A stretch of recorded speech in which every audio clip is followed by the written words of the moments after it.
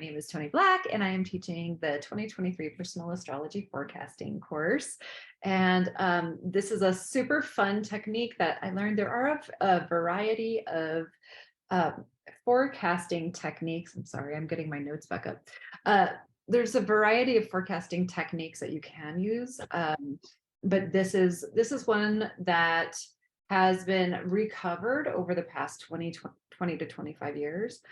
And I'll talk a little bit more about that a little bit later, but yeah, we will get started. Welcome. So today we're going to talk about, well, first we're going to go over the introduction. We're going to talk about the major movements in 2023. We're going to talk about what perfections are. That's the timing technique that we're going to be focusing on, is perfections.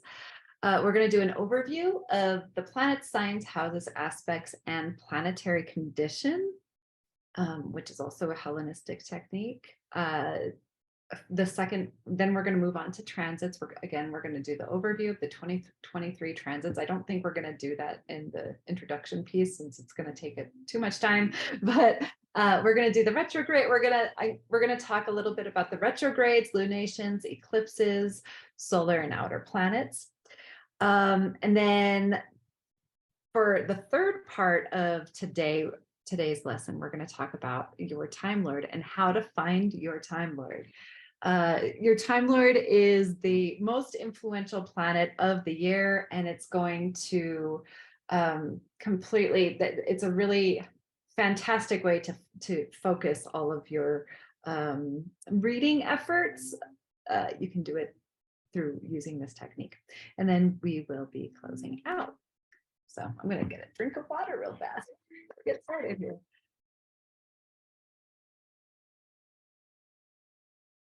Okay, so first, what are perfections? I want to go over a brief history of perfections. They date back to the 2nd century BCE. And again, about 20 to 25 years ago, astrologers figured that it would be fun to dig up some of those old ancient techniques that had been lost for years. They took out they ended up finding some text written in Greek and Latin, and then they translated them, and then they uncovered a handful of different techniques that actually use this Time Lord technique. And so they did this by translating the work. They discovered that there were a number of them, and so this is just one of them.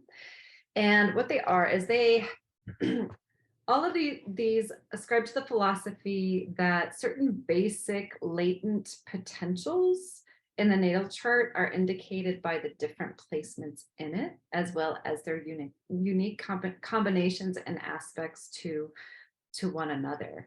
And they realize that not all of the placements are activated at the same time. So you may notice that when you're listening to an astrologer give the transits for the week, and you're like, nah, I'm not really feeling that particular transit. That's really funny. That's everybody else seems to be feeling it, but I'm not. That's where this Time Lord technique comes in. You're going to feel certain transits a lot heavier than you would others. And this is one of the reasons that explains how that can happen. So they lie dormant until the placements or the planets involved are activated as Time Lords or most influential planets. So I'm going to show, so another, I'm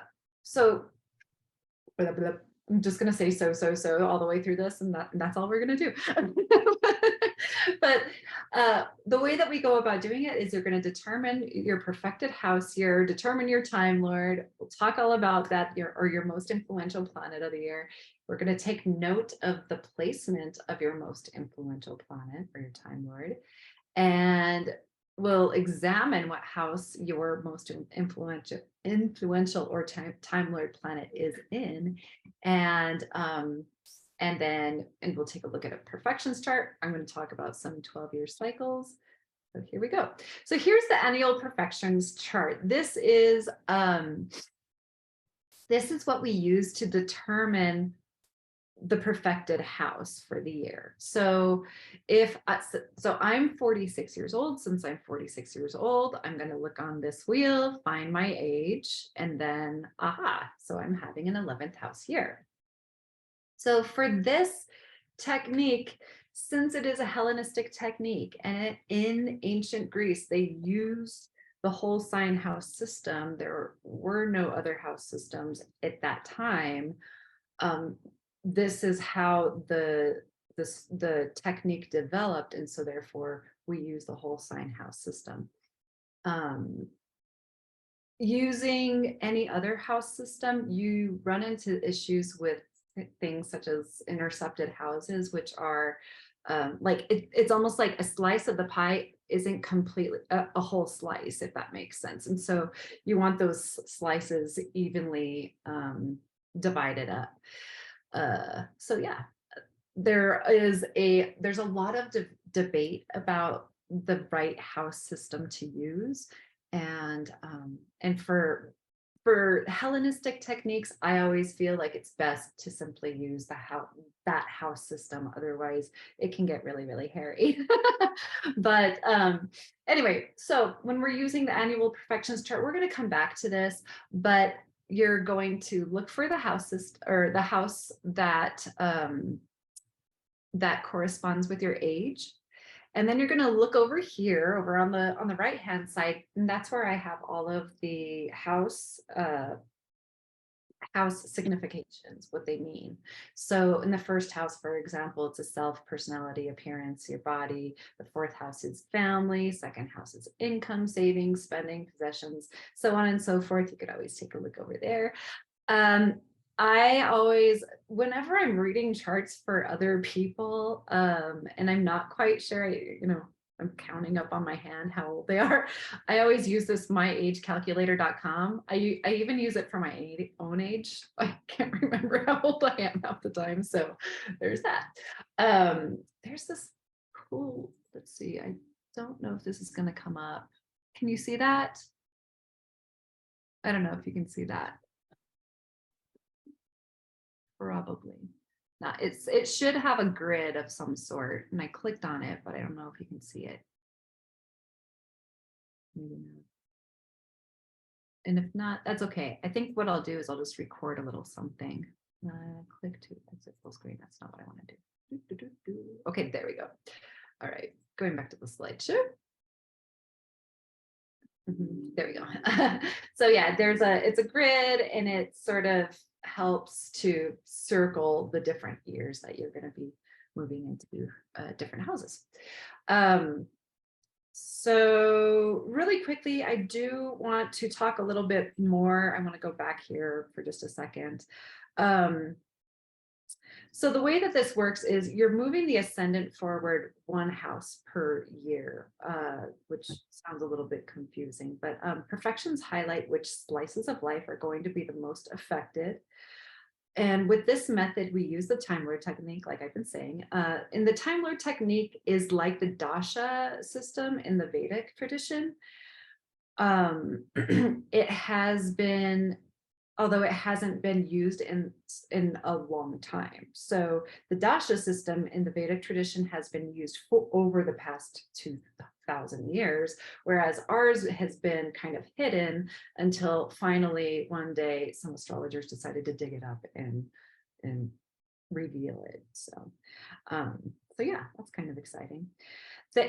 So your age gives the house or the topics. So the house defines the topics or the tone for the year. The zodiac sign that's on the perfected house. So say I'm having an 11th house year and Capricorn is in my 11th house, then that's going to sort of flavor the year for me and for you. So wherever your house perfection year is, whatever zodiac sign is there, you want to consider a couple of things. You want to consider the element that the zodiac sign is in, as well as the mode. So the mode would be cardinal or fixed or mutable. So cardinal is the beginning of the season. So Libra, Aries, Cancer, Libra, or Capricorn. Those are all cardinal signs. And those signs are ones that, just they have this impulse to like get out there, do the thing, like it's kind of like starter, energy. Whereas when you have fixed, that's the middle of the season. And the signs that correspond with the fixed modality are Taurus, Leo, Scorpio, and Aquarius. And then finally, you have the mutables. The mutables are at the tail end of the season. And so I want to go back and talk a little bit about the fixed signs. And the fixed signs, it's the middle of the season, so all of that energy is sort of concentrated. So for example, in the middle of the fall, that's when Scorpio season hits, and it's this concentrated feeling of fall. Like it really feels like fall at that point. Whereas at the very beginning of fall it falls in September. It's kind of just it's like that time right in between summer and fall. Fall starts and it's like, oh, now I can sense that a shift is coming. But once you're there, it's that fixed Scorpio, like we are in fall now. Then we move on to the mutable signs, and in the mutables, that's Gemini, Virgo. My Virgo's here. Gemini, Virgo, Sagittarius, and Pisces are the mutables. And mutable energy is very busy. So if you're moving into a mutable house, or a house with a mutable sign in it, then you can probably expect to have a little bit more of a busy year. Whereas with a fixed year, it's going to be more settled, feel a little bit more settled. A cardinal year is going to feel like it's got some go energy as well. But more like, let's get things started. Like, this is exciting. Yeah. So let's see here. So the ruling planet on the sign of the perfected house is the Time Lord. We'll get more into that. And the natal condition of the Time Lord defines or describes your year. So yeah, I'll get into that later. Otherwise, this is going to go on forever. We're going to consider the Time Lord by transit 2, conditions and aspects to that Time Lord, the main themes to that for that Time Lord. And we need to use the whole sign house system for this. So here are some examples. So for some potential themes for, say, you're having a 5th house year here. The 5th house is associated with romance. The 11th house is considered lucky. So it's how you receive support and hopes, and for your hopes and your dreams. Tony, we can't see that. We can't see anything. I've been sending you notes.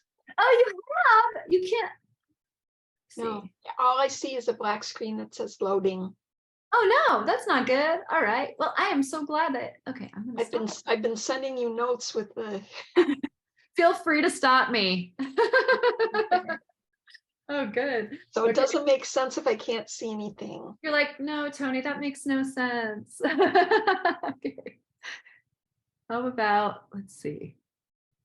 It says click to exit full screen, but I don't want to do that. Can you see this? It says I see a white screen. I see. It says it's paused. No, we don't want to pause. Let's see. I'm not sure. Resume share. That's what I want to do. I don't know why it's not letting me share. Stop share. Let's try.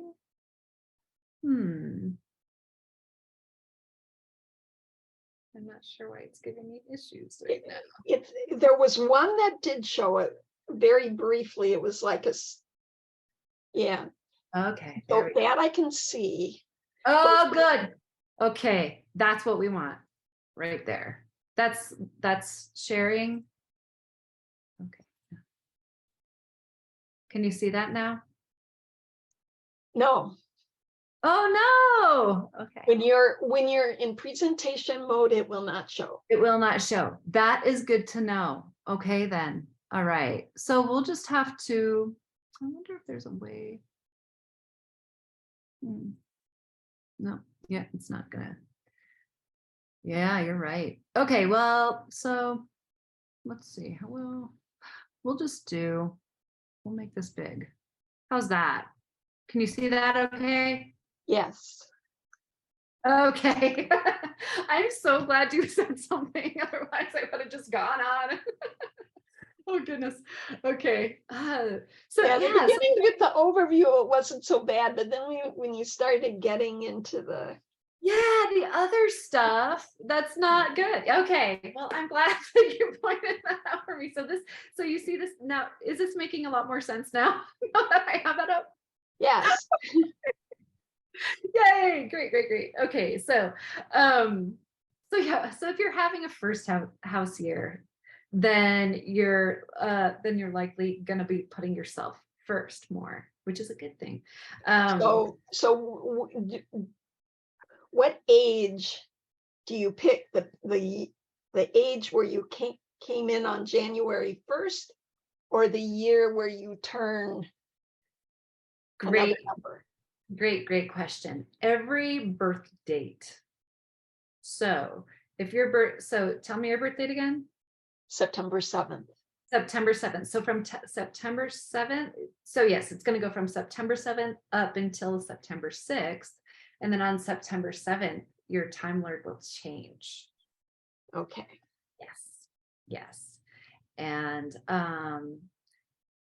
yeah, since we have two houses that are both Saturn and they're right next, Saturn ruled, and they're right next to each other, you're going to have in a 12-year cycle, everybody goes through two Saturn years, like one next to the other. If that makes sense. Or one right after the other. Okay. Got that? Yep. Good. Okay. All right. So if you're having, say, a fifth house year, so here's a fifth house year, or a seventh house year, then you might meet somebody. Seventh house is more interested in solidifying in a relationship, whereas for the fifth house is more like for play or dating, like rekindling a romance or something.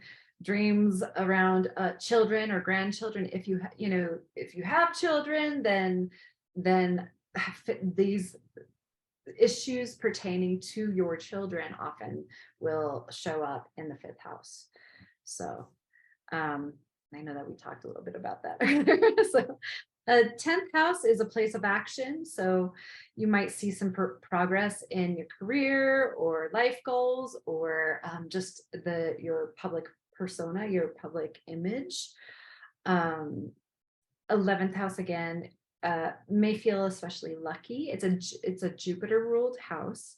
And so it's a house where you might feel like taking a leap of faith or chasing a dream of some sort. If you have, when you have planets transiting through the houses, then they're going to flavor it a little bit more. It's almost like having a character step into that house. And it's like, okay, well, what is this character going to do? So if you've got Uranus stepping into the seventh house, then that Uranus is going to be like, I want to know what kind of freaky relationships I can, drum up. So Uranus likes to just like push the boundaries in whatever house that it's traveling through. So every 12 years, the cycle repeats and it starts over again. You'll notice that in the first house, it's your very first year of life. And so you're zero. That's year zero. It's your first house year. And by the time you're 12 years old, you've come all the way back around. When you're 11, it's your 12th house year. And then you're back again at a first house when you're 12 years old. So, and it continues on like that. If you want to figure it out in your head and thank goodness you're having like a year where, oh, this is, I'm 60 years old. And so, oh, it's a multiple of 12. And so you can easily look and say, oh, well, 60 is going to be a first house year. Like I was playing with Johnny Depp's chart and he's going to be turning 60. So he'll be having a first house year soon. So yeah, every 12 years, the cycle repeats over again at the ascendant. So again, this is the ascendant. I know that one of the things with the whole house system is that the ascendant floats. It's not like the quadrant based system where you've got where it's definitely got like an anchor like right here, but you might see the ascendant appear here somewhere in the first house or over here, or sometimes even in the 12th. So so that's where things can get interesting with whole sign houses if you're used to using another house system. Let's see here. Okay. So I'm going to go over some of the planets. So in order to do this, we're going to need to have some familiarity with the planets. And so I just put together some quick cheat sheets. We've got the Sun, Moon, Mercury, Venus, Mars, Jupiter, Saturn, Uranus, Neptune, and Pluto. With this technique, Uranus, Neptune, and Pluto do not become Time Lords. So we leave those out. Those are considered modern planets. And so we just kind of we kind of leave them to the side. The Hellenistic tradition really only recognizes up to Saturn, since when they looked in the sky, they couldn't see Uranus or they couldn't see Neptune, and they didn't really have a connection with that, or a relationship with those planets, and so they just didn't develop it. So, so then we use the traditional rulers for the houses. And so I won't go over this. I'll let you just kind of like look at that if you need it. But we're going to go on to the signs. So of course we've got the signs. I set these up in polarities. I'm so excited. So because I'm going to be talking about polarities a lot more throughout the year. But since this is just something that I think is fascinating for integration, all sorts of psychological stuff. But yeah, so here are your signs. If you're, I know you're already aware, and if not, that you can of course like just pause this and take it in. This is also going to be in your workbook. The workbook I'm realizing is becoming way more of a resource than a workbook, but there are definitely places where you can input information as well and use it as a great resource as well. So again, houses with the topics for each house. So again, first house is yourself, second is money, third has to do with thinking and early education and driving in a car and short distance travel, your neighbors, things like that. Fourth house has to do with home, family, your roots, even sometimes your ancestry. Fifth house is kids, creativity. It's associated with Leo in the sun. I just keep thinking of that big burst of energy that comes through your heart space. That's fifth house. Sixth house has to do with your health, wellness, pets, work habits, service. Seventh house has to do with relationships, business, partnerships, yeah, that sort of thing. Eighth house, letting go, death, things that make people feel really uncomfortable. Ninth house is higher education, other cultures, going back to school, having mystical experiences. I'm like taking drugs. That's 10th, but also can be 12.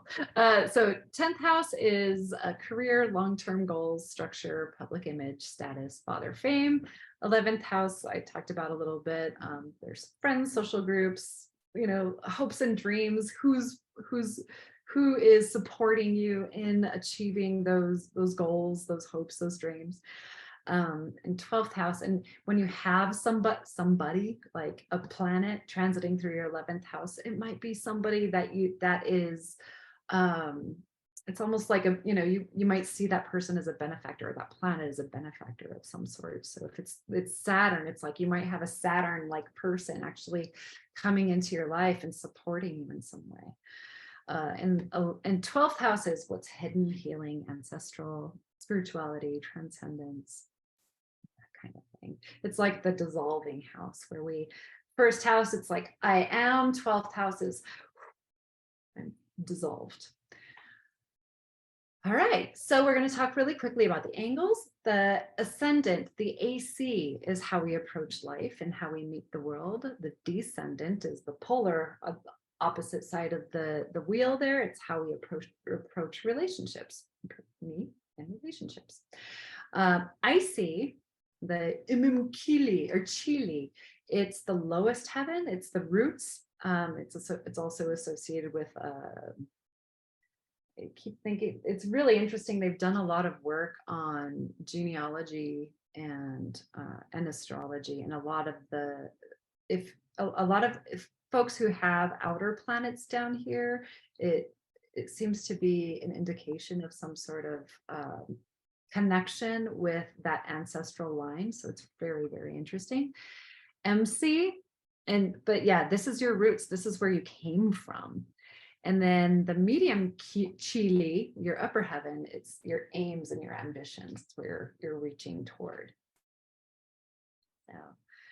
So if a planet is transiting one of these points, these are very sensitive points in a chart. And this right here, it's a lot of I think that the IC is fascinating. So, and I might just end up doing a whole lot of work on it, but it's where a lot of dreaming, things that are not completely conscious and, not completely there for us in this reality. But when we dream, then some of those themes might come up. So it's very interesting. Okay, so some of the aspects.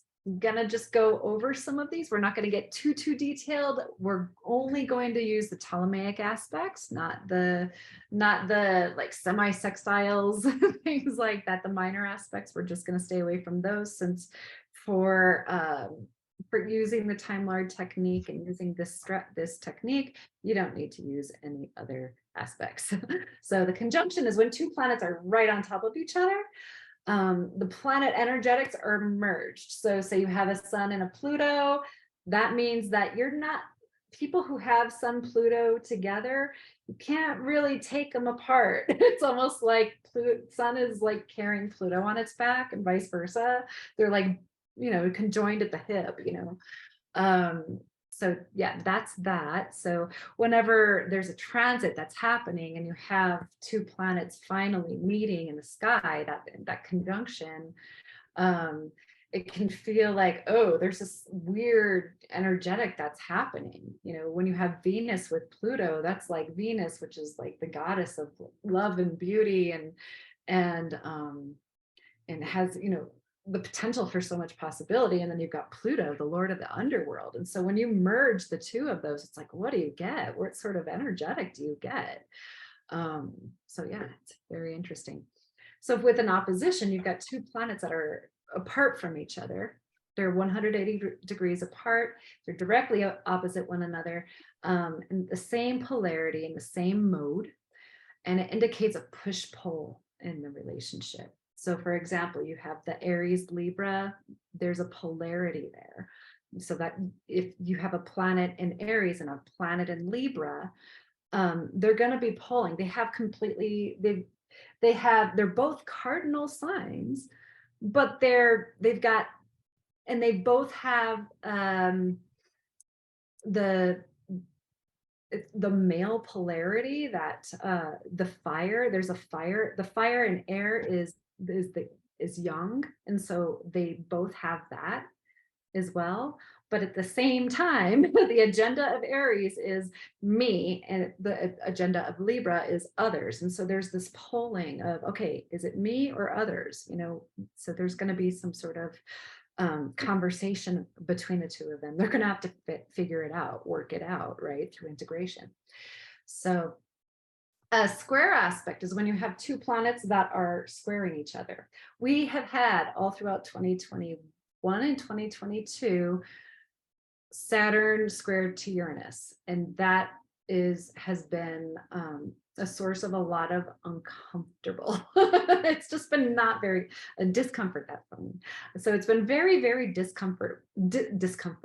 uncomfortable. It's been, so you've got the god of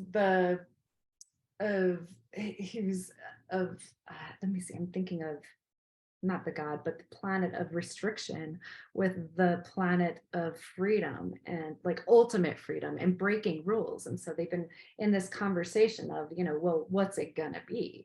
So it's two planets 90 degrees apart, same mode, different elements. And so there is a tension and there's a friction, and the planets don't integrate easily. So then you have a trine. There are two planets 120 degrees apart, same element, easy flow of energy. A lot of times you don't even know it's there. And unless you're like, oh my goodness, there is a trine between my moon and Venus. I'm going to use that. I'm going to go get creative today. And then finally, you've got the sextile, which is also a beneficial. So trine, sextile, those are beneficial, lovely, lovely aspects. But with a sextile, two planets are 60 degrees apart and two signs apart. So just two signs apart in the wheel. So between Aries and Gemini, that would be a sextile. And they're complementary. They're complementary elemental pairs, stimulating. It's like two friends who have the same taste in music. They just get together. They like to chat a lot. Finally, we have planetary condition. We're going to come back to this towards the end too, and this is also, this is Hellenistic. There is no need to memorize this unless you really want to get into Hellenistic astrology. And that is a whole beast unto itself. There are some people that take it very seriously. There's a fantastic podcast, the astrology podcast, and the guy is a Hellenistic astrologer, and he goes into detail. And he's also a Scorpio, and so he gets like really, really deep into it. So fun to listen to. He just did a 2023 forecasting episode that was 5 hours long. So that was really fun to listen to. Okay, so the sun, when I say domicile, that's where its home is. Its domicile is in Leo, so it's happy in Leo. That's where its home is. It's in detriment in the opposite sign, the polar opposite sign. So when you have the opposition, like if the sun was in Leo looking directly across, it would see Aquarius and it would be like, I don't want to go there. So that's the way that this works. It's exalted in Aries, and which means that, and since Aries and Libra are directly across from each other, Aries sun, it's happy. It wants to be in Aries. It's like, yeah, let's go, ego, yay. And then Libra, it's just not going to be very happy there. It's like, no, I have to think about other people, but I'm the sun, it's me. So it's not happy there. Not saying it's not happy there, but this is just the way that the technique works. So moon is at home in Cancer, Mercury's at home in Gemini and Virgo, Venus is at home in Taurus and Libra, Mars is at home in Aries and Scorpio, Jupiter's at home in Sagittarius and Pisces, and Saturn is at home in Capricorn and Aquarius. And again, we're not using the modern rulerships, we're just using those traditional rulers with this technique. You can look at the detriment and exaltation. Detriment is like, it's just not happy there. It's the opposite sign. Exaltation, it just means that it's doing pretty good there. You'll notice that Mercury is just really, really happy in Gemini and Virgo no matter what, but it really doesn't like Pisces. It likes thinking and it wants to verbalize thinking, and it's in Pisces is like, let's paint pictures. So yeah, that would be, let me see, I want to just like move this over. Yeah, so yeah, detriment and fall. So those planets in fall. And the reason why I'm talking about this is that in this technique, when you move into a house where, like, say your time lord is Mars and it's moving into Capricorn, then during that time that Mars is in Capricorn, you may notice kind of like Mars in Capricorn would be exalted, so it's going to be, so you might notice a little bit more productivity coming from you, whereas Mars in Cancer is it's not going to have the zhuzh that it would have in any other like say in Aries or in Scorpio or in Capricorn. So does that make sense? Not that makes sense. Good. Okay, so we'll move on to transits. Any questions? Cool. So transits. So, um, all right. So you're especially sensitive and you're especially in tune with your Time Lord for the year. You may not know it. You haven't you haven't learned this technique yet, but um, events might come into your life and you're like, wow, how did that happen? Oh, this seems like a Saturn sort of thing. And it's like, oh, lo and behold, Saturn's your Time Lord.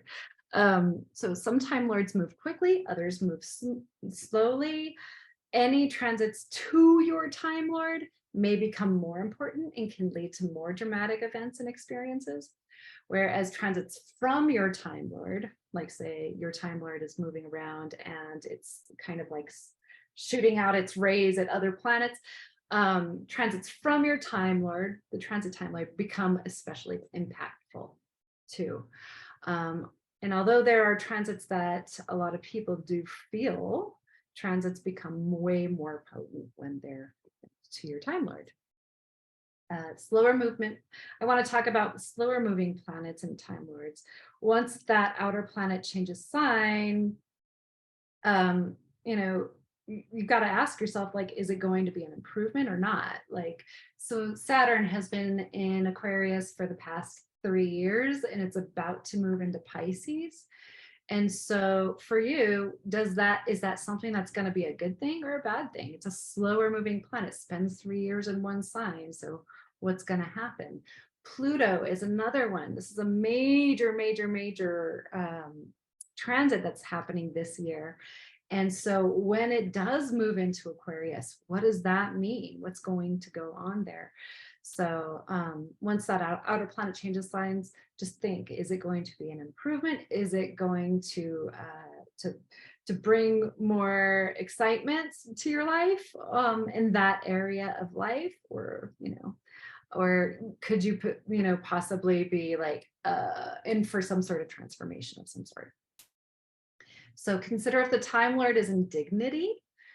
So when I say indignity, I'm going to go back here. So indignity, that would mean that it would be in its home sign.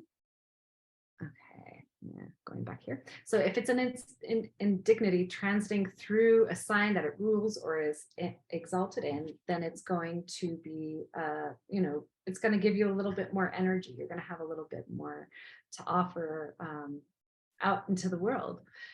If it's in debility or if it's transiting through a sign that it's in detriment or fall, and then you might not feel as energized or you might not experience what you want to experience.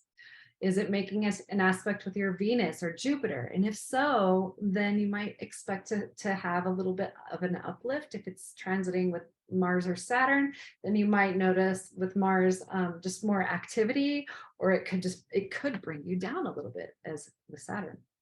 If your Time Lord is the sun or the moon, pay attention to the eclipses and to the lunations, like the full moons and the new moons and such.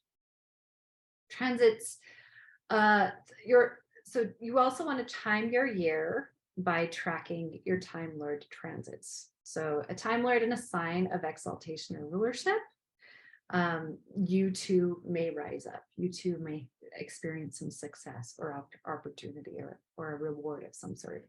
If it's in a sign of detriment or fall, you may come down. You may be weary. You may feel tired. So here are some of the 2023 major movements. Again, this is also going to be in the portal. I'm just going to take all of these slides and stick them in there so you can refer to them. Mars finishes Gemini retrograde direct. It went direct on January 12th, and it will be moving out of Gemini finally. It was there for like 8 months, I think. Mars is Gemini, and Gemini is kind of like, I have this image of this, and there was this one Saturday Night Live skit where Mike Myers played this little kid who had gotten into chocolate, and he was chained to a jungle gym, and he just kept going forward like this. He was just like off his rocker. That makes me think of Mars and Gemini. It's just like, so I'm so glad that Mars is going to be moving to Gemini. I for one. Yeah, any sort of mutability you've probably been feeling a lot of this Mars business, especially the retrograde period, since I know that it brought up issues around desires for a lot of people. So Saturn's in Aquarius right now, but it's moving into Pisces on March 7th, and it's going to begin a conjunction with Neptune. This whole process is going to take a couple of years. It's going to be very interesting to see what happens in a worldwide scale with that Saturn and Neptune. Pluto's going to be moving into Aquarius as Saturn's leaving. Pluto's moving in.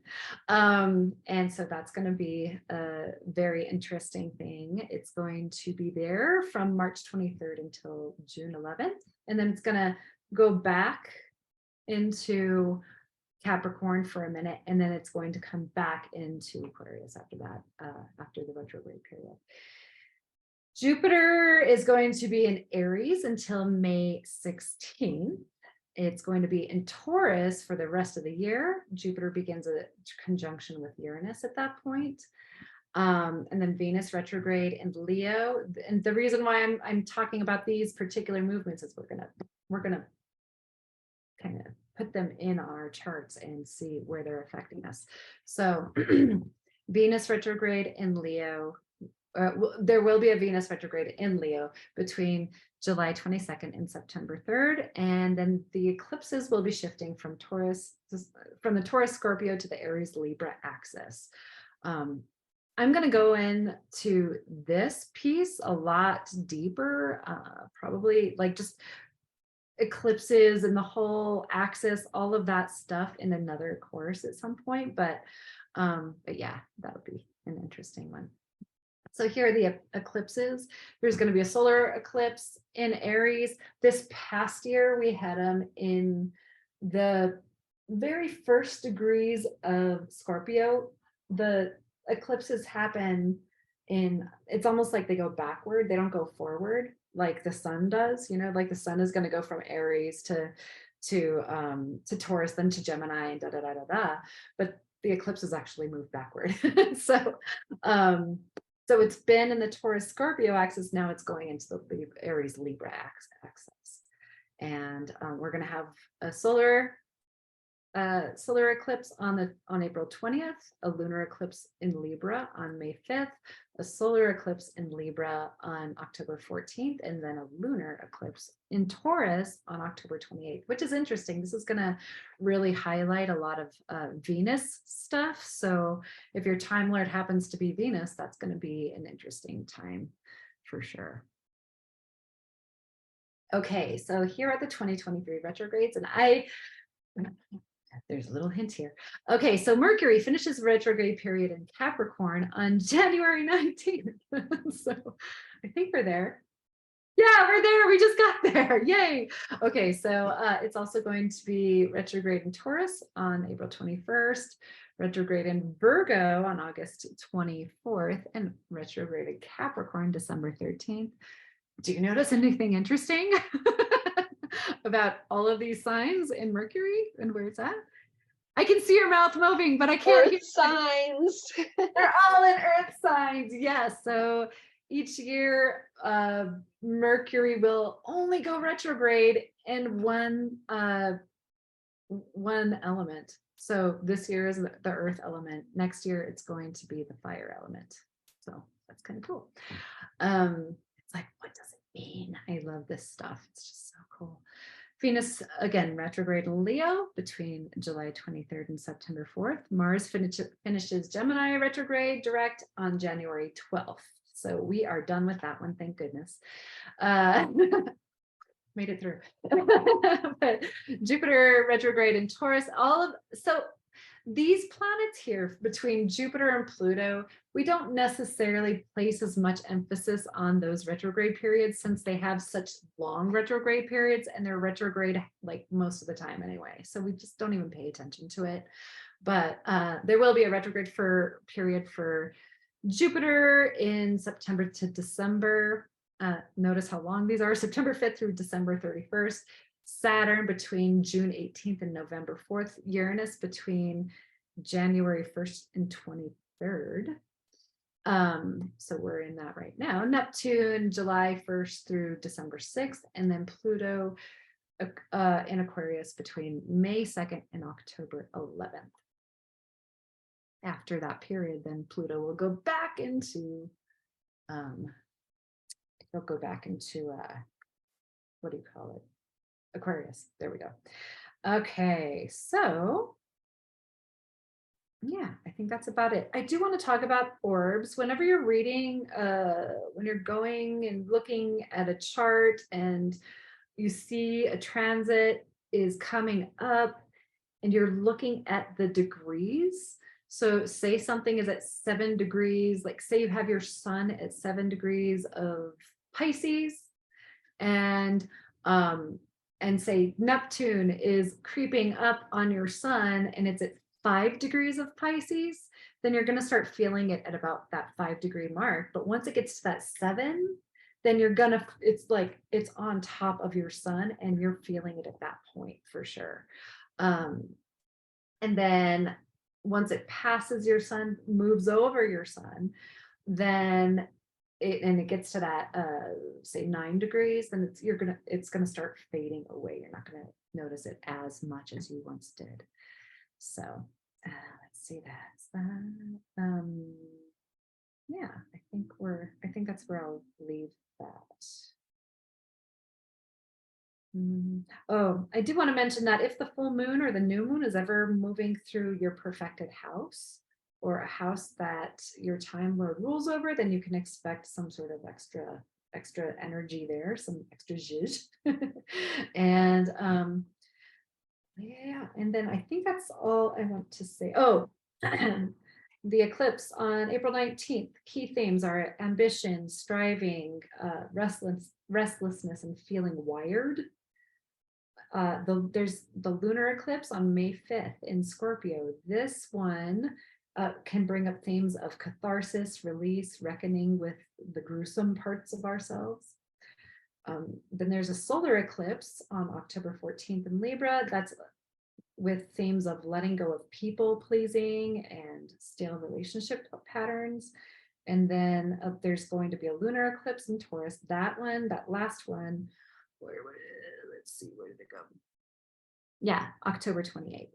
So that's on October 28th. That can correspond with just an insatiable hunger. This is an interesting thing. Insatiable hunger, ambition, and greed complexes.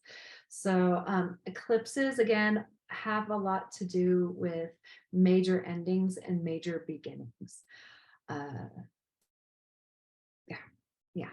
So that's where we're gonna. So yeah, I do want to say something really quickly. One more thing about the eclipses. So say you have eclipses happening in your second and eighth house, then you can expect some major endings and major beginnings to happen with regard to earning potential or other people's money, investments, and things like that. So. Okay, so now we're going to get into your time lord. So first, determine your perfected house year. You're going to use the annual perfections chart. So I'm going to bring that up. Well, actually, okay. So first, I do want to urge you to go get your chart. So if you don't have your chart, pause this, go to astro.com and do the thing, get your chart, pull it up. If you need help, please reach out to me. But I believe that you've got yours, right? Okay, right on. Okay, so I don't have to tell you to do that. There are instructions for pulling up your chart if you're not sure how to do it in the workbook. And again, so here's the annual perfections chart. Once again, you're going to look at your chart. I'm going to give you a second to just go ahead and take a peek at it. And then, and okay, you probably already did it. You know what year you're on, right? Okay. So again, I'll just share mine since I'm not going to make Kay do it. But I'm having an 11th house perfection year. I am 46. So I found my age here. Okay, so then I'm going to look over here. to where I find the 11th house, and I know that these are the topics that are going to be on fire for me this year. It's going to be friends, it's going to be groups and alliances, it's going to be luck. Yay. I'm already feeling like this is a good year, so so that's where I'm at. But my birthday is on October 6th, and my perfected house did change in October. It was here. It was a 10th house here. And now I'm in a 11th house here. So I do know also that I have Capricorn in my 11th house. So therefore, okay, using the whole sign house system, find the zodiac sign for that house. I did it. Okay. All right. So go ahead and find your zodiac sign for the house that you're looking at for your perfected house. Got it? Good thumbs up, right on. Okay, so and then using what you know about planetary rulerships for the zodiac signs. Okay, so again, I'm going to pull this up here in a second. For the zodiac signs or the planetary condition chart, what planet rules over the zodiac sign? So here you go. All right. So if it's Leo, then it's going to be the sun. Cancer, your time lord is going to be the moon. Gemini or Virgo, it's going to be Mercury. Taurus or Libra, it's going to be Venus. Aries or Scorpio, it's going to be Mars. Sagittarius and Pisces is going to be Jupiter. Capricorn and Aquarius is going to be Saturn.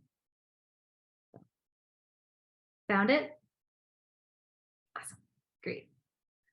And then congratulations, you found your time lord or your most influential planet of the year. So yay, you did it. Now the course is over and you can now I'm gonna be talking about what you do with that time lord. One of the things that I asked you to do prior to taking the course was to write down some of the major events that took place in 2022. And then I'm going to, once again, this is going to be in the workbook so that you can take a look at this and compare it to the major events that happened in your life. If say Jupiter was transiting through one particular house, you may have noticed some things happening between March 31st and April 22nd. I don't know. So whatever you're noticing, like, oh, okay, this was in this house for me. This event took place during that time. Just notice it. I wouldn't even say like be completely wowed by it, but I feel like a lot of times astrology is the art of noticing things that are very subtle. And I know that for me, last year was a Jupiter year for me, and I didn't really feel like it was a Jupiter year. It just kind of felt like it was very busy. It felt way more like a Mars year. But at the same time, Jupiter was moving through Aries. And so it had a brief stint through Aries, and then it went back into Pisces. And so it felt like pedal to the metal for me. And so for me, it was a, whoa, heavy year. So yeah, that's what I want to urge you to do, to just write down, journal. When you're looking at these dates, just notice what happened. The ones that don't have dates, it means that planet was there throughout the entire year. You can use,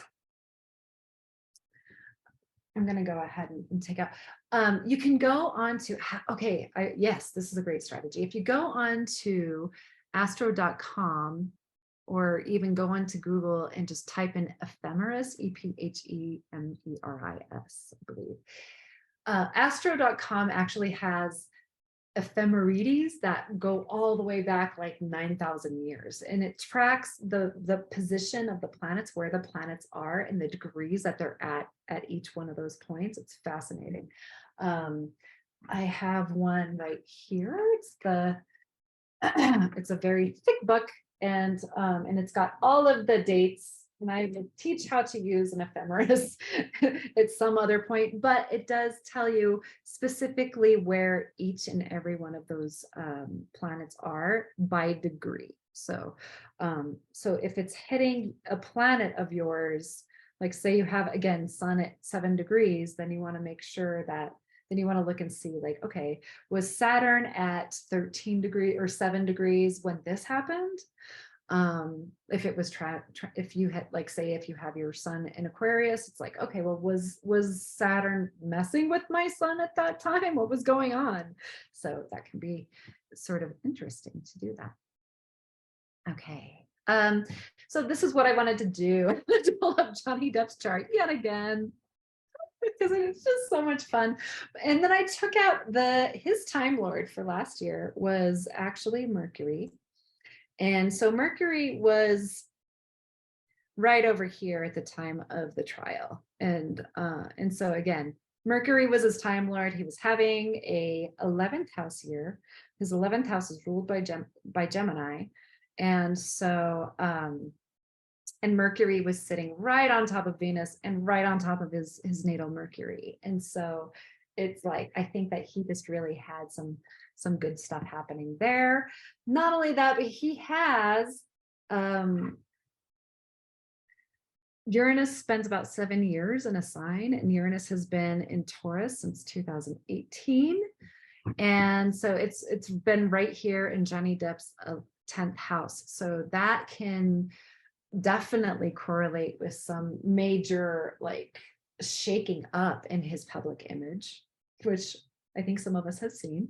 Very interesting. Throughout the Mars and Gemini period, his Mars has been here in the 11th house. So this can be an interesting thing. Again, this is Johnny Depp, I know, is involved with a handful of charities.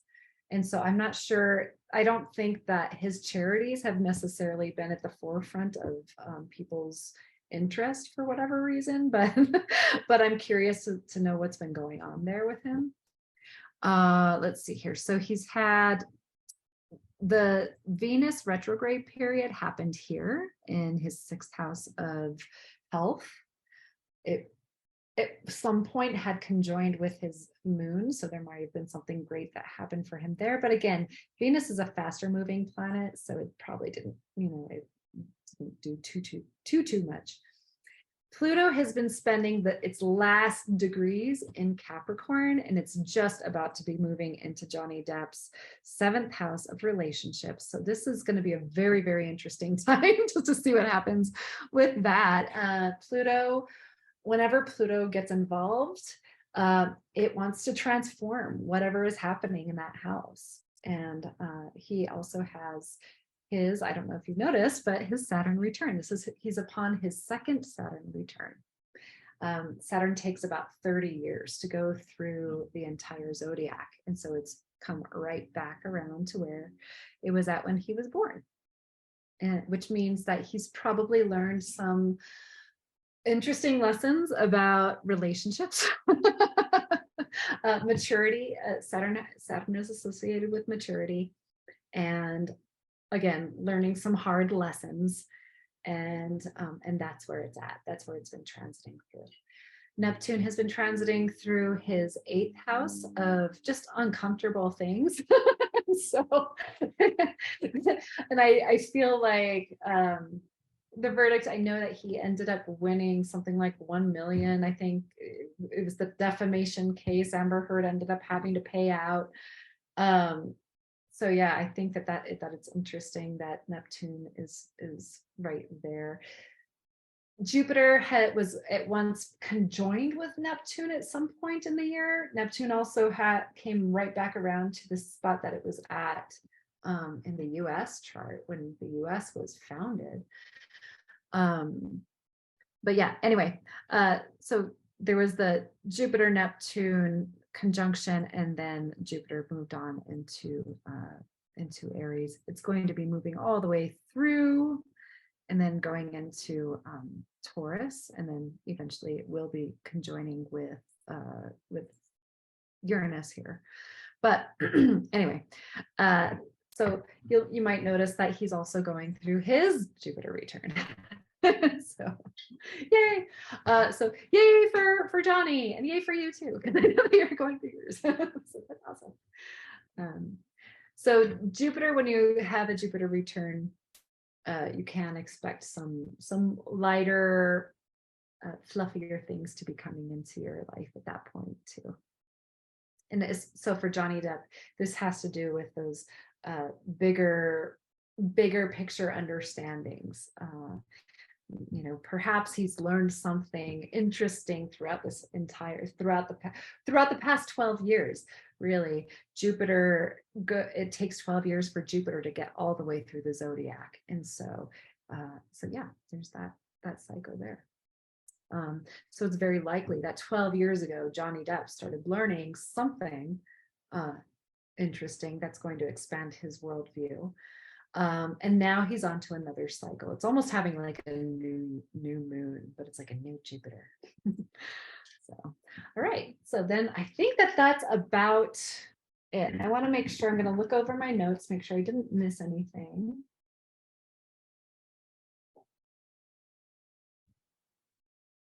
Okay, yeah. Yeah, I think we're good. Yeah. Mm-hmm. Yeah. Okay. All right. That's about it. So, okay. So we're moving on to the challenge, your challenge this upcoming week.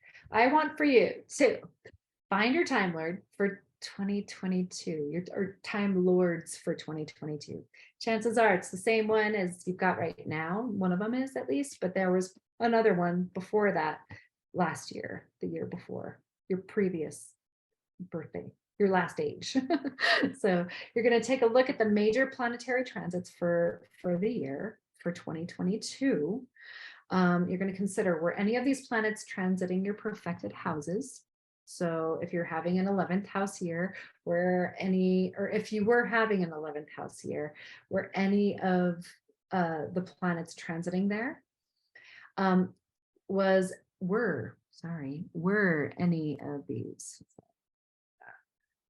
All right, were any of the planets in your were any of these planets your perfected Time Lord? Okay, so I want to make sure that makes sense.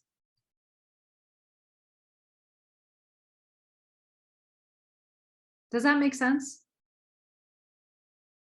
I'm not sure if it does. Okay. Well, mine is the moon. Oh yeah. Okay. So that And is a so that's got a lot more action. Mm-hmm. I'm so glad that you said something about that.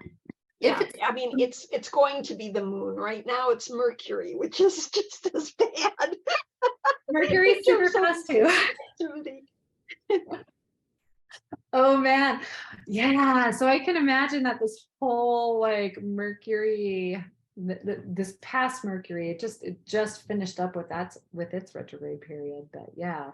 So those retrograde periods, Mercury, you want to pay attention to those. With the moon, you want to pay attention to more the transits to your moon. So I have a really cool, I want to show this to you. This is a Honeycomb Collective almanac. It's an astrological almanac. It's not expensive. It's very, very affordable. I love this thing. And it's personalized. And so, and what I found is really, really interesting about it is, I don't know if you can see it, but there are some transits that it shows that are in blue, and those are the transits that are specific for me. So it shows every single time that the moon is hitting or transiting a planet of mine, and then I journal on that. And so this can be a fantastic resource when you're learning astrology. I know I'm still learning. I'm always going to be learning. I'm just like, but yeah, so it tracks. So every single moon position, if it's even void of course, it says that it's void of course. Those times are times when I've noticed like nothing's really happening in my life. I'm just kind of like, loafing on the couch or something. It's a good day to watch TV on the days of the moon. This book, of course, I guess, maybe. So yeah, definitely pay attention to transits that are coming towards your moon, and then those eclipses are going to be powerful. And all of the lunations, all of the full moons and the new moons. And maybe just journal a little bit. You don't like, not a ton, just like say, all right, this is interesting. I'm noticing that these sorts of themes are coming up for me right now. Another thing I want to urge you to do is I want to look back at this. I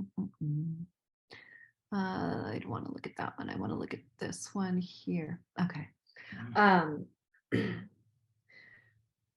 So the moon rules Cancer. So whatever house your Cancer is, and whatever house your moon is in, you want to pay attention to both of those houses. Both of them are going to be really ripe for you too. The sun's another interesting one. So wherever the Leo is and wherever your natal sun is, you're going to pay attention to both of those. The sun is another one. You want to pay attention to the eclipses. They're the only, these are the only guys that have only one zodiacal sign that they rule. So it's either Leo, Cancer. That's it. Does that make sense? No, I'm confused.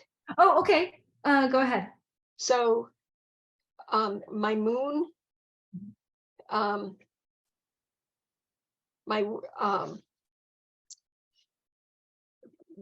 time lord is the moon, because I was in the 12th house, and so your 12th house is Cancer.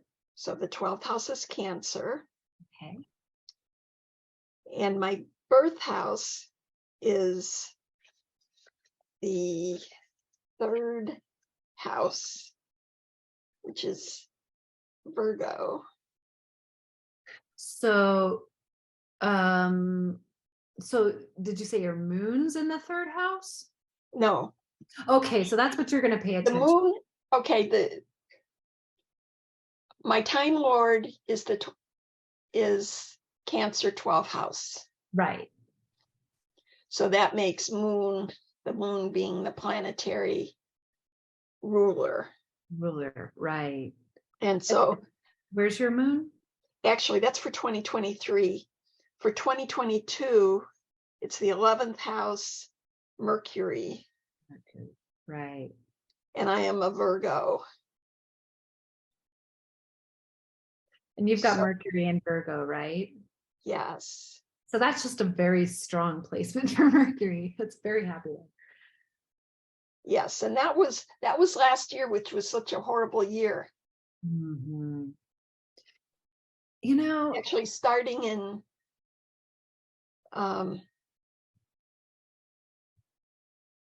in September. Well, in September I was past the worst of it, but it's still been difficult. I'm going to be in having Mercury until September. So what other house does Mercury rule in your chart? Virgo and Gemini. Yeah. So what house is Gemini for you? Gemini is the 11th house. 11th. And then and Mercury's the 3rd house. And Mercury's in the 3rd house, Virgo. Right? Yes. Okay. So wait a minute. No, Mercury's in the 2nd house. Okay. It's Virgo's. My son is in. Yeah.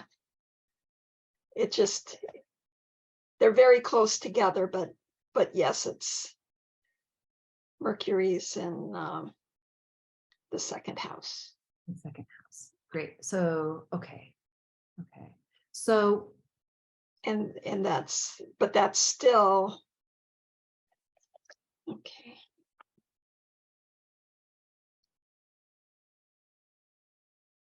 yeah, it's still in Virgo.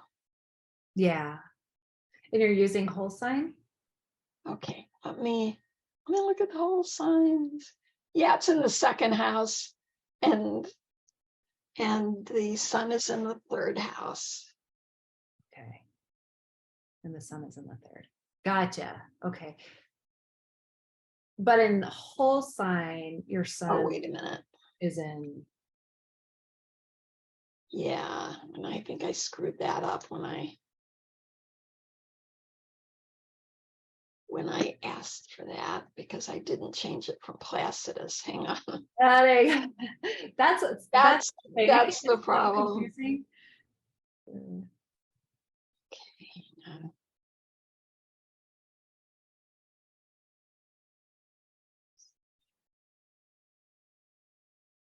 They have a Hellenistic. Oh, I'm not even seeing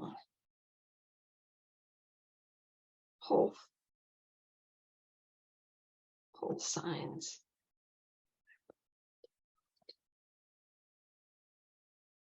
Okay. I can also. Hang on. I'm sorry. No worries. Well, I'm just gonna go ahead and I'll pull it up Yeah. too, just so I can show. Okay. All right, let me see.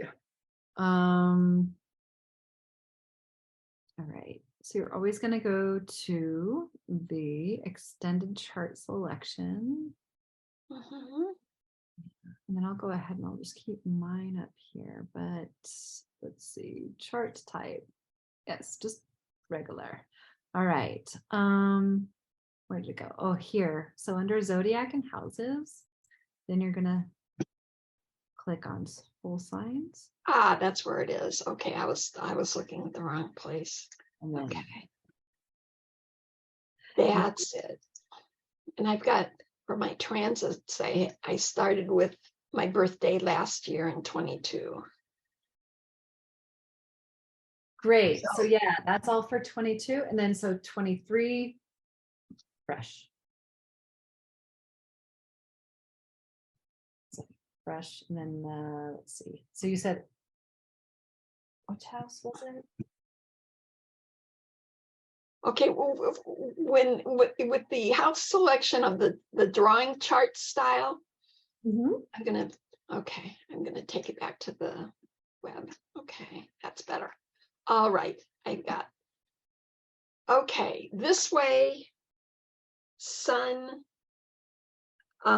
Venus, and Mercury are all in the third house.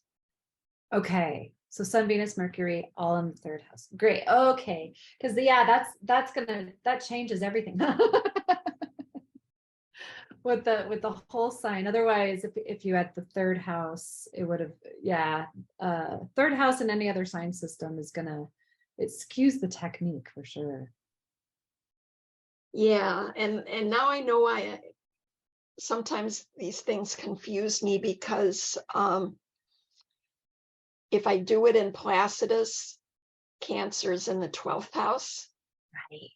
Yeah, I do. Like and that's what So okay. this my 11th house really is Taurus. Okay. So that changes things. Oh, you mean with the when it's whole sign? Yeah. Yeah. Yeah, it's different.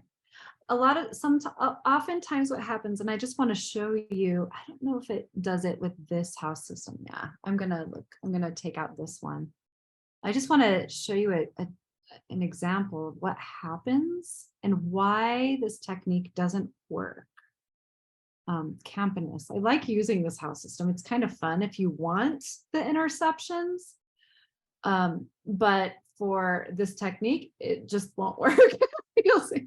So, Yeah. so for example, so this fifth house, my fifth house, is intercepted in Cancer. And so that means that Cancer is actually on the cusp of both the fifth and the sixth houses. So it just completely, this system won't work. This technique will not work with the Campanus house system. Also, I've got Leo intercepted and Aquarius intercept. So it's like there's this funny thing happening here where they don't really count. And so that's why, okay, so I'm gonna go back here.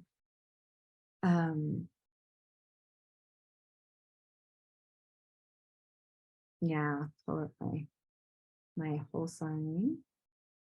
But intercepted houses point to something completely different in the birth chart. Especially like there are more like psychological dynamics are at play when you're looking at those. So when I do want to look at that, then I'm going to pull up, and I might pull up Campanus, a Campanus house system, since that Campanus house system is going to almost like accentuate those sort of like weird things that can happen when you live, say, in really high longitudes. If that makes sense. So that, like, say if you live in Scotland, then certain houses are just going to look completely different than somebody who lives in, like, I don't know, on the equator. So so yeah, so then this makes it super simple. I know that third house is Taurus and fourth house is Gemini and fifth house is, it's just boop, boop, boop, very, very simple, keeps it simple. Yeah. Does that make sense? Yes. Okay, so make sure to use that whole sign house system with it. Just with this technique. You can use any other house system at any other time. I do the same thing. Like, I'm going to pull this out now. I want to use this technique, so I'm going to use this house system. It all depends. So when you're looking at transits, what's different than between whole signs? Between whole signs and Placidus, it can be different houses. You know, if I look at my chart on Placidus, it's showing, you know, Mercury being, yes, it's in Virgo, but it's second house, because that's where the exact place where it was. And I feel like that's where the chart really teaches you things. If you have, say, Uranus traveling through your second house, and if you're not sure if it's traveling through your second house or your third house, just consider what themes are coming. Maybe it's possible that you find your time lord, you're able to use this technique using the whole sign houses, but then you take the information and then you apply it with the Placidus system. That's completely possible. You can say, you know what, I'm not really feeling this Uranus in my second house, but I'm feeling it in my third house. So then there's a case for using the Placidus system for that, then, you know, like, then that's the one that works for you. Does that make sense? Yeah. I was told that the reason for using the Placidus was to see, was because it was accurate. All the houses and all the transits are supposedly accurate to what's actually in the sky.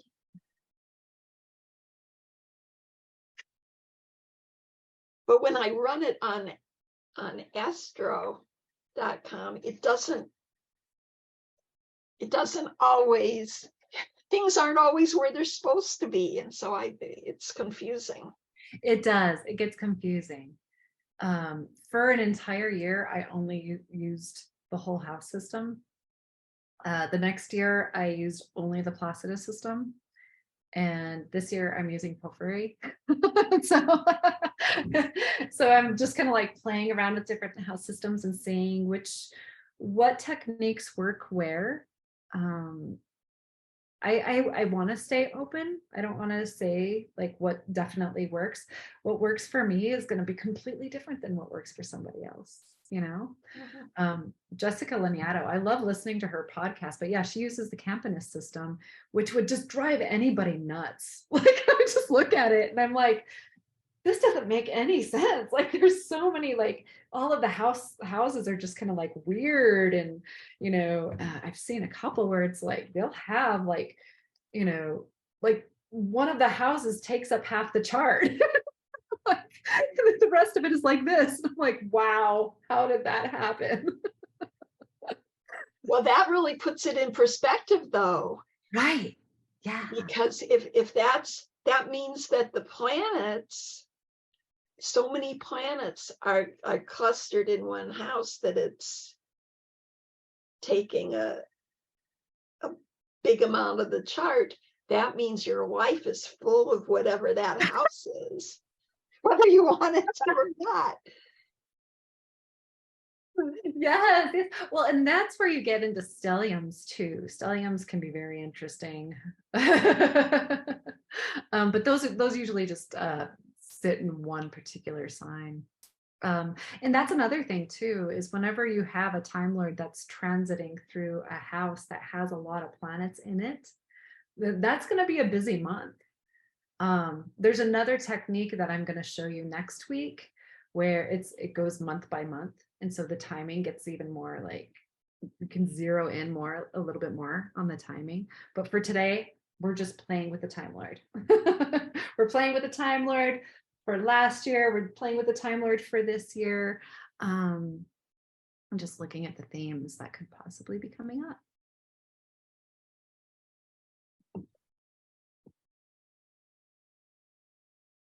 Cool. Right. So yeah, I'm gonna move forward. So yeah, I think is that where I was at? Okay. Oh yeah. So yeah, I'm gonna look at this. B doesn't, I don't like the wording on there. So I'm gonna have to fix that. I don't know what I was thinking when I typed that out. So I'll finesse the wording there and figure out what I was meaning. So did any of these planets, I'm thinking it might be a Time Lord planet. Oh, the planets for, yeah, the Time Lord planets. That's what I meant. Okay, so say, like you were saying, the that now it's the moon, but it was Mercury. So you're going to use Mercury and the moon both. So were any of these planets Mercury or the moon, your perfected Time Lord? So that's, yeah, I still don't like the wording on that one, that question. I'm gonna have to figure that out. Did any of those planets form an aspect to your perfected Time Lord? Again, I'm gonna have to look back at this and figure out what I was thinking. I think I may have come up with these questions last night and I may have been tired. I apologize. And then also reflect on your year. What events took place that could have corresponded with particular transits, and what potential lessons did the transit have for you? I may have to look back over this and decide whether or not I want to keep it. But there is some other homework for you. So we're going to close out. In review, I just kind of introduced the concept of profections. We did an overview of the planets, signs, houses, angles, aspects, and planetary condition. We talked about the transits, the 2023 major movements and the eclipses and the retrogrades that are going to be happening. And then we went over how to find your Time Lord and some of the 2022 major movements that took place. And then I gave you a challenge that's just super confusing and now I have to fix it. So totally fine. Any questions? Any other questions? Are you good? Yeah. Okay, cool. And if you're listening to the recording and you have any questions, feel free to just send them my way or put them in the comments down in the portal. But next week, we're going to apply the Time Lord technique. We're going to focus on the inner planets and their transits. So if your perfected Time Lord happens to be one of the inner planets, like the sun or the moon or Mercury, Venus, or Mars, those are considered the inner planets, the personal planets. And then we're going to talk about doing readings for yourself and others and with a checklist. So that'll be fun. And here's your homework, real homework this time. Given that you're aware of what planet your Time Lord is, how have you already experienced this energetic at play in your life for this year, or maybe even a little bit of last year? And what house topics are being brought up? So, and you may notice, especially if yours is the moon, you may notice that there are certain houses that seem to have more juice. The moon goes all the way through the zodiac, like it does it like constantly. It's just always moving around it. So there are, you might notice, and this is where I feel like a honeycomb planner could be really, really useful. You might notice, oh, when the moon is moving through fire, the houses that have fire signs in them, this is the quality of that moon, or my emotions, or I feel internally, I feel like this, if that makes sense. Moon and earth signs is going to have a completely different quality, and same as like moon and cardinal signs or moon and fixed signs. So yeah, this will help you to develop that muscle of understanding how the energetics of each of the zodiac signs work. Yeah, that's just moon magic right there. I feel. Okay, so, and that's just about it. So I'm going to stop the share, and I'm going to also stop the recording here. Thanks everybody for joining, and I'll see you next week.